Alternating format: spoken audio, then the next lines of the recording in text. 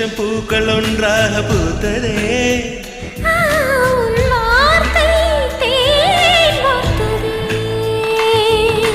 மௌனம் பேசியதே, குளிர் தென்றல் வீசியதே. ஏழை தேடிய ராணி நீ என்